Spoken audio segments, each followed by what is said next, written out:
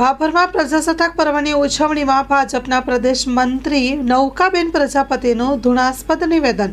અનામત માથાના દુખાવા સમાન, તૃષ્ટિકરણની રાજનીતિને કારણે અનામત હટાવી શક્યા નથી, નૌકાબેન પ્રજાપતિએ જણાવ્યું।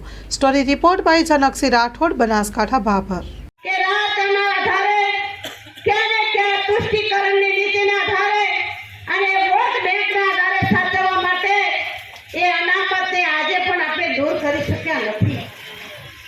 અને આપણને ખબર છે કે આજે અનામત એક માથાનો દુખાવો બની રહ્યો છે। આજે દેશની અંદર આપણું આર્થિક સ્તર સુધરીને આજે 5મા સ્તરે આપણે જઈ રહ્યા છીએ। એક ભારતના એક નાગરિક તરીકે આપણી શું ફરજ હોઈ શકે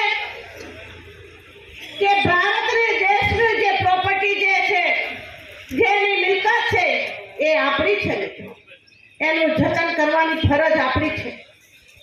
માત્ર 15મી ઓગસ્ટ અને 26મી જાન્યુઆરી એનો ઉજવવાથી એ રાષ્ટ્રભક્તિ કહેવાતી નથી, પરંતુ આપણા રગે રગની અંદર, આપણા શરીરની અંદર એક દેશ માટે એક દેશરાજ આપણે હોવી જોઈએ। આજે ઇઝરાયલ જેવો એક મુઠ્ઠી જેવડો દેશ મુસ્લિમ દેશોને હંફાવી રહ્યું છે। કારણ એ જ કે દેશની અંદર રહેલા નાગરિકોની અંદર એમનામાં ભારોભાર રાષ્ટ્ર દાસ છે।